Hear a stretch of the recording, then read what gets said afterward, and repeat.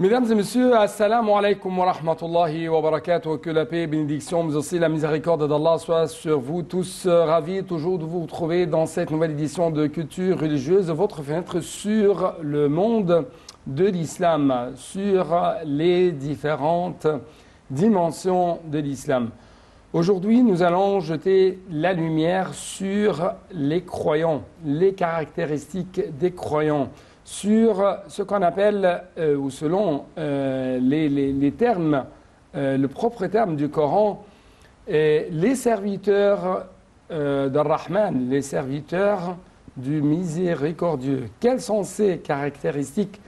Quelles sont ces nobles caractéristiques et attitudes prêchées par Allah, qu'il soit glorifié, à ses serviteurs? C'est ce qu'on va savoir durant les éclaircissements de notre invité, docteur Kamal Gadallah, notre grand professeur à l'Université de l'Azhar. Vous êtes toujours le bienvenu sur Sunna TV International. Merci. Merci beaucoup pour votre présence. Et je dois vous laisser les paroles pour nous donner plus d'explications en ce qui concerne les différentes caractéristiques des croyants. En fait, quand j'ai lu les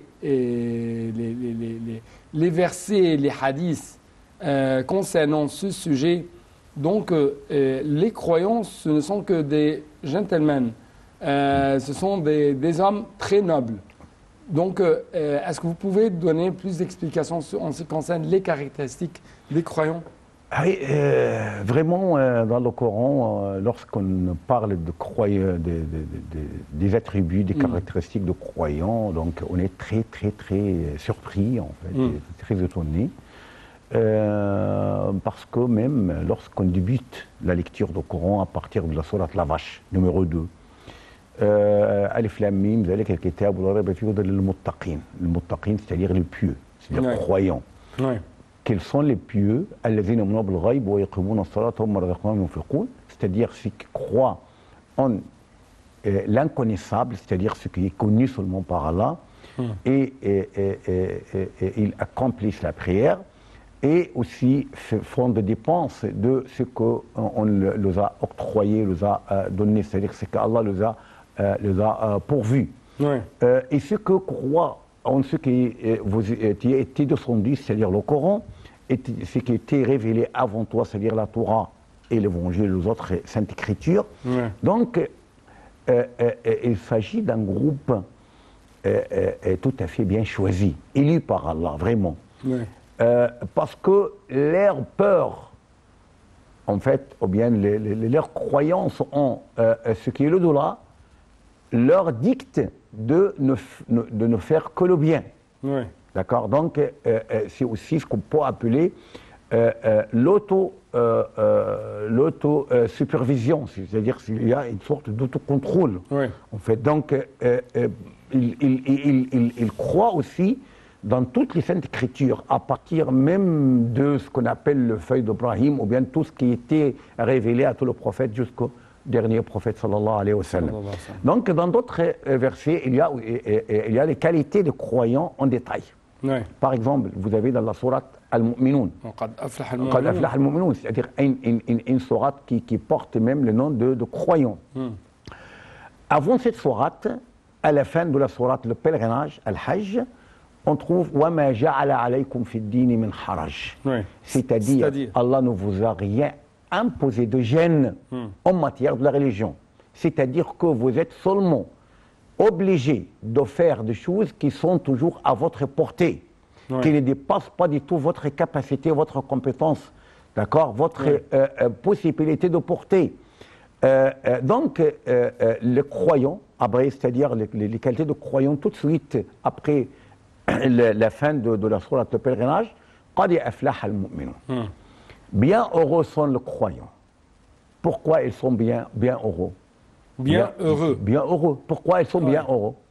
Aussi bien dans le Siba que dans le Doula.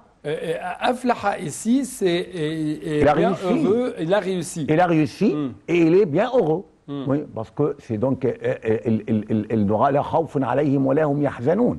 C'est-à-dire ils ne seront pas infligés de tristesse. Pourquoi? Premièrement, alladhina hum fi salatihim khashi'un. le recueillement de la prière, ce n'est pas une question formelle, mais c'est une question tout à fait cardiaque.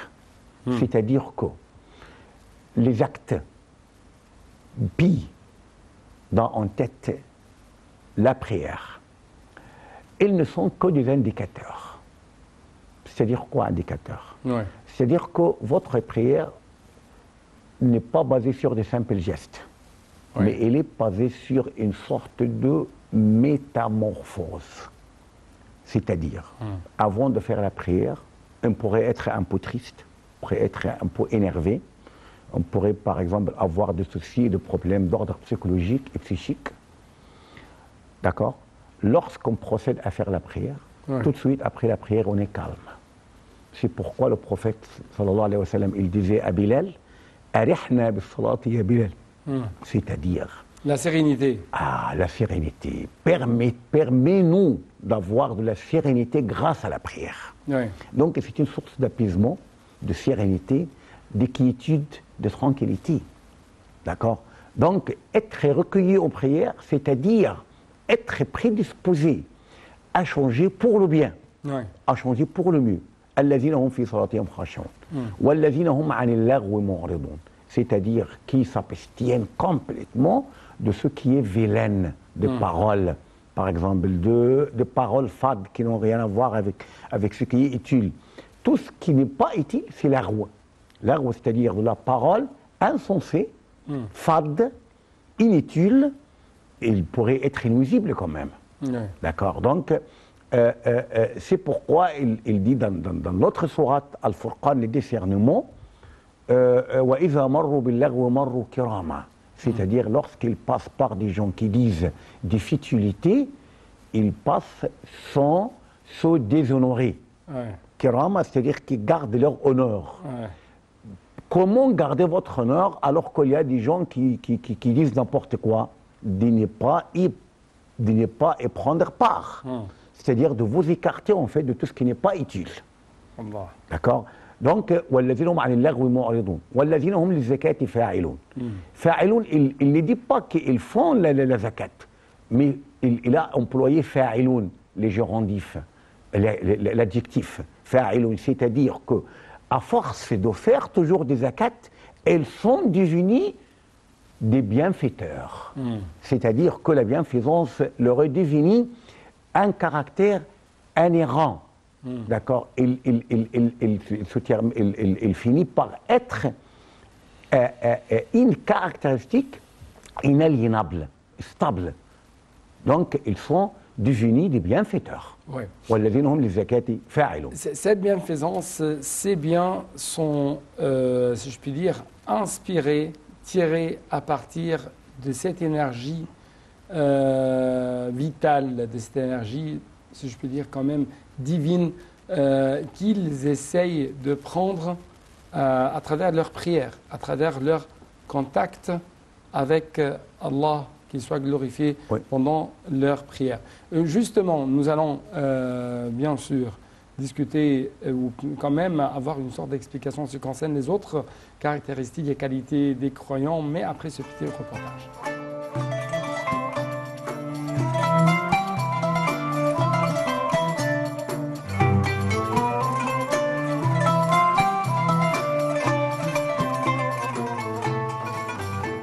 Les serviteurs du tout miséricordieux sont des êtres dont le nom est exclusivement annexé à celui d'Allah.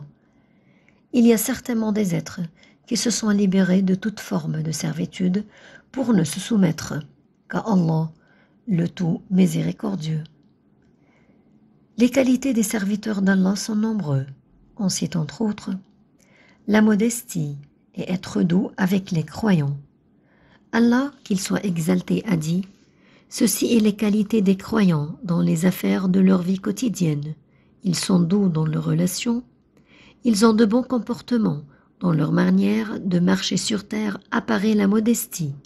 Ils ne font pas de bruit, mais au contraire, ils marchent humblement. La tolérance et le pardon. Allah a dit qui, lorsque les ignorants s'adressent à eux, disent paix. Ils sont avec les gens stupides et dans les rues, mais tu ne trouves d'eux que la paix dans leurs paroles et leurs actes. Ils patientent et endurent face au mal qu'on leur fait, et ils ne font pas cela par faiblesse ni lâcheté, mais c'est la foi et l'espoir d'obtenir la récompense qu'auprès d'Allah, qu'il soit exalté. L'ignorance dont il s'agit ici n'est pas le contraire de la science, il s'agit plutôt de l'ignorance dans le comportement, l'ignorance qui est le contraire de l'indulgence. Ils passent leur nuit à parler avec Allah et à lire son livre. Allah a dit, ceux qui passent les nuits prosternés et debout devant leur Seigneur.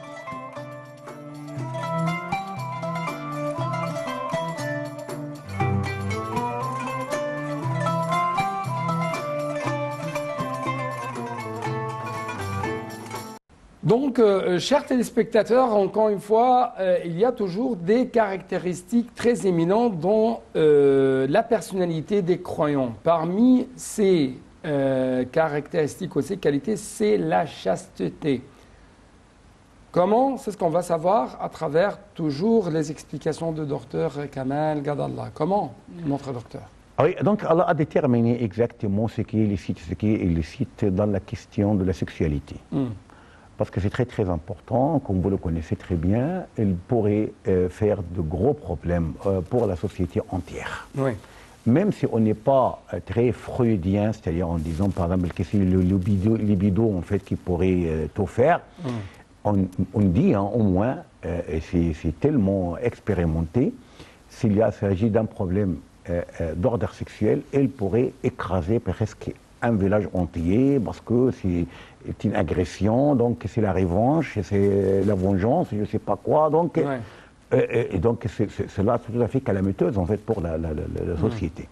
C'est pourquoi Allah a déterminé avec un siège tout à fait ferme et stable et inalignable de ce qu'on appelle les relations, bien le rapport sexuel. C'est-à-dire qui préservent leur chasteté, leur verge en fait. C'est-à-dire qu'ils ne se servent pas de leurs organes sexuels, mais seulement dans un but légal. Illa ala azwaji, c'est-à-dire sauf pour leurs épouses, parce que le mariage, c'est vraiment des rapports sexuels licites, et aussi une progéniture en fait. Parce que est-ce que vous pouvez tomber sur un homme, par exemple, qui pourrait être fier d'avoir un enfant adultérin? Il pourrait avoir une relation extramaritale avec une femme qui n'est pas correcte. Mais il n'oserait jamais, en fait, de dire « Ah oui, c'est mon fils », de haram, en fait, adultérin, que j'ai fait, en fait, avec une femme qui n'est pas mon épouse. C'est une honte. Alors que s'il y a quelqu'un, par exemple, qui a reçu un enfant, une fille, un fils, un petit garçon, on une fille, dit toujours que l'islam... on est toujours fiers, en fait. D'accord, c'est la propriété. L'islam prohibe, par exemple, un moyen, mais il rend licite un autre moyen. Il faut en être sûr. N'importe quelle chose interdite, à l'autre côté, il y a une autre chose de la même sorte, du même genre, qui est licite. Oui, et licite parce que c'est en fin de compte, c'est pour les intérêts de tout le monde. Oui. C'est pour la construction de la terre. Oui, vous avez par exemple, Allah a interdit l'intérêt usuraire et il a rendu licite la vente. Donc, oui, il y a un licite et un illicite. D'accord? Il y a toujours une balance. Allah a interdit, par exemple, l'adultère, mais il a toléré, ou bien il a conseillé de faire le mariage. Allah, par exemple, vous a incité, ou vous a facilité de travailler, et il vous a interdit de voler. D'accord? Donc il y a toujours cette balance. Sinon, c'est pourquoi on m'a dit vous dit d'accord? Tout est facile ou faisable, à condition de s'engager des limites. Donc Allah, qu'il soit glorifié, à travers l'islam, n'essaye pas de mettre les gens dans une situation embarrassante. Aucunement. Ni une difficulté, ni une gêne, il y a toujours la facilité. La religion, c'est la facilité. Donc c'est d'après le hadith prophétique. Ouais. Conformément au verset. Ouais. Donc, sauf pour leurs épouses, c'est-à-dire les esclaves. Ouais. Donc, il n'y a plus question en fait de cela actuellement, d'accord? Il ne pourrait jamais être blâmable quand même. Pourquoi? Parce que si vous faites le bien, si vous faites le halal, le licite, donc vous n'êtes jamais ni blâmé, ni grondé. D'accord? Quiconque cherche à satisfaire son désir sexuel au-delà de ce que Allah nous a rendu licite, donc c'est un transgresseur. Il n'a pas dit fautif, mais il a dit transgresseur. Parce que toujours, l'adultère, il y a ce qu'on appelle le crime, ce qu'on appelle le préjudice réflexif. Ouais. C'est un terme juridique. C'est-à-dire c'est-à-dire qui pourrait s'étendre non seulement à la victime, mais à d'autres personnes. Ouais. Donc, ce n'est pas seulement un préjudice contre la femme avec qui il a fait l'adultère, mais il pourrait aussi entacher la renommée de sa famille, de son mari, de ses enfants, d'accord, et aussi, par exemple de sa grande tribu, s'il s'agit d'une société tribale, d'accord. Donc, c'est une transgression. Et aussi, il a, par exemple, dans le pire cas, il a mis un enfant, d'accord, dans l'utérus d'une femme qui n'est pas la sienne. Donc, et cet enfant sera le fils de quelqu'un qui n'est pas son père, d'accord, ça sera une sorte de chaos social, une grande agression. Un grand problème. Un gros problème.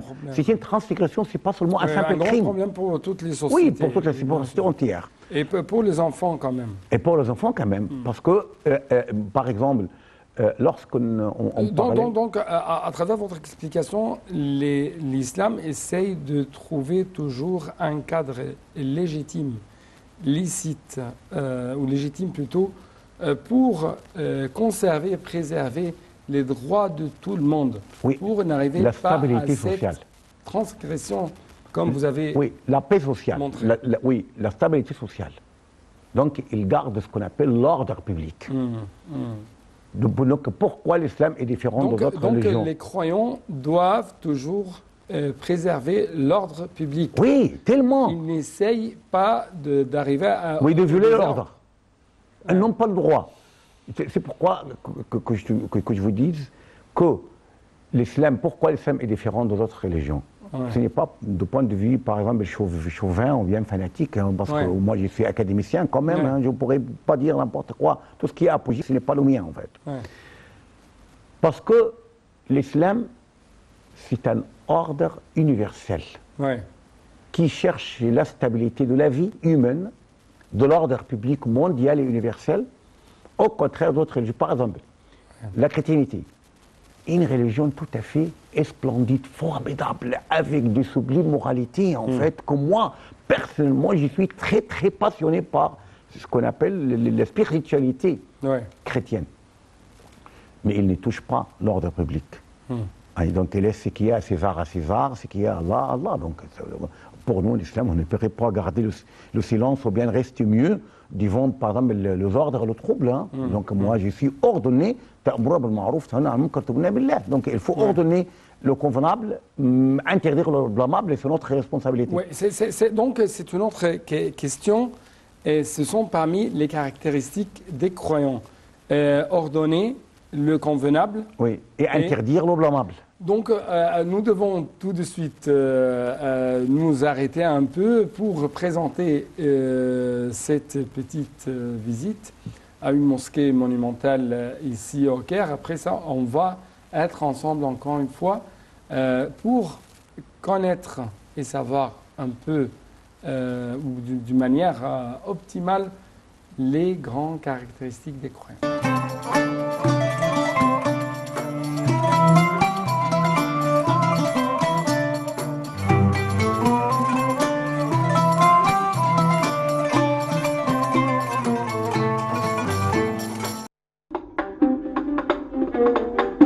Lorsque le commandant des troupes fatimides, Jawhar al-Saqili, fut envoyé par le calife Al-Mu'izz el-Din pour conquérir l'Égypte.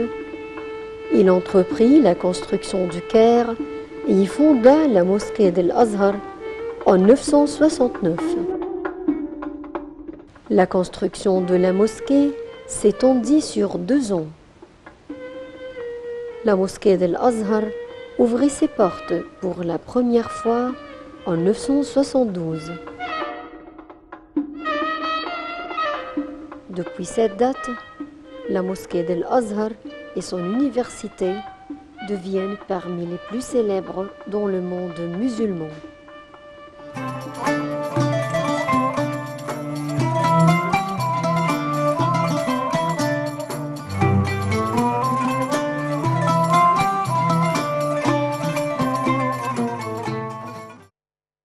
Donc, chers téléspectateurs, encore une fois, il y a beaucoup de qualités très nobles, des caractéristiques que chaque croyant doit posséder. Parmi ces caractéristiques, c'est être honnête et être engagé à respecter votre pacte, votre promesse. Votre engagement. Comment? C'est ce qu'on va savoir toujours à travers les explications de notre invité, Dr Kamal Gadallah, le grand professeur à l'université de l'Azhar. Comment, docteur? En fait, dans le Coran, il dit وَالَّذِينَ هُمْ لِأَمَانَاتِهِمْ وَعَهْدِهِمْ رَاعُونَ, c'est-à-dire qu'ils respectent en fait l'honnêteté toujours lorsqu'on leur dépose quelque chose, donc ils le respectent, même s'il s'agit de quelque chose de moral. Par exemple, vous n'avez pas le droit de divulguer les secrets des autres. Si vous êtes confident, on vous a confié un secret, vous n'avez pas le droit de le divulguer. Oui. D'accord. Si quelqu'un, par exemple, vous a confié de l'argent, du bien, par exemple, donc il faut les préserver avec toute honnêteté et sincérité. Parce que le prophète, il dit La imana liman la amanata lah. Et pas question de foi pour celui qui est dépourvu de l'honnêteté. Donc il n'est pas honnête, il est malhonnête. Donc comment parler de sa foi s'il est croyant et pas croyant? Normalement, il n'est pas croyant. D'accord. Donc la croyance, la foi et l'honnêteté sont indissociables. On ne pourrait pas les dissocier en fait, parce qu'ils vont de pair. Si vous êtes honnête vis-à-vis des autres, normalement, c'est tellement aisé d'être honnête vis-à-vis de votre Seigneur. Et vice-versa. Donc si on n'arrive pas, par exemple, à garder, à préserver un petit secret, en fait, confié à nous par quelqu'un, donc comment, par exemple, on serait honnête vis-à-vis de son Seigneur. L'honnêteté, c'est aussi ce qu'on appelle l'engagement, le respect des engagements. لأمانتهم وعهدهم راعون. العهد وأوفوا بالعهد إن العهد كان مسؤولا. D'accord. Donc tout engagement en fait, c'est une obligation qui incombe aux croyants dans tout le domaine, même vis-à-vis des ennemis.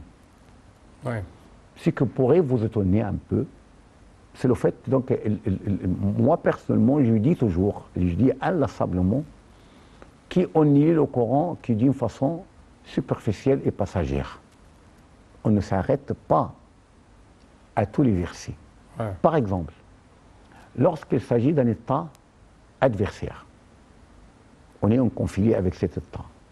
Et il y a un engagement, un pacte. C'est selon toujours le point de vue islamique. Point de vue islamique.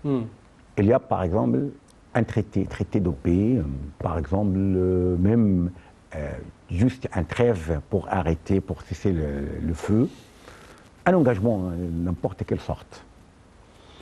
Et vous avez observé qu'il y a des violations de la part de l'ennemi de clauses de ce traité. Est-ce que vous avez le droit d'attaquer ce pays? Non. Il faut un préavis. وإما تخافن من قوم خيانة فانبذ إليهم على سواء.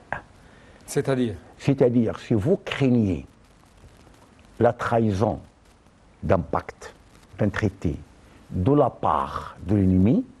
Il faut les prévenir, leur lancer un préavis que, étant donné que vous avez violé le clause de notre traité par faire tel et tel et tel agissement, on serait en obligation, à titre d'autodéfense, de vous attaquer. Soit vous présentez des excuses, des éclaircissements, explications, et en cas d'échéance, des dommages intérêts, et de vous engager de nouveau, de respecter le clause, sinon on va reprendre la guerre. Ouais. Donc, jusqu'à quel point, voyez-vous, en fait, l'islam respecte l'engagement. Il faut être obligé par la force de ne plus respecter l'engagement. Ouais. C'est-à-dire par les agissements de l'autre partenaire. Ouais. D'accord? Toujours, il y a beaucoup d'autres caractéristiques et d'autres qualités concernant le croyant, concernant avec plus de précision la spiritualité et l'attitude des croyants. On va essayer de savoir tout ça dans d'autres éditions, mais je n'ai plus de temps pour vous donner plus d'espace pour nous expliquer les autres qualités des croyants. C'est pourquoi permettez-moi de vous remercier infiniment et merci beaucoup. Donc, chers téléspectateurs, on va bien sûr essayer de discuter et d'éclaircir avec plus de précision les autres qualités des croyants, mais justement, je dois vous dire actuellement merci beaucoup et assalamu alaikum wa rahmatullahi wa barakatuh, que la paix et bénédiction, mais aussi la miséricorde d'Allah soit sur vous tous. Au revoir.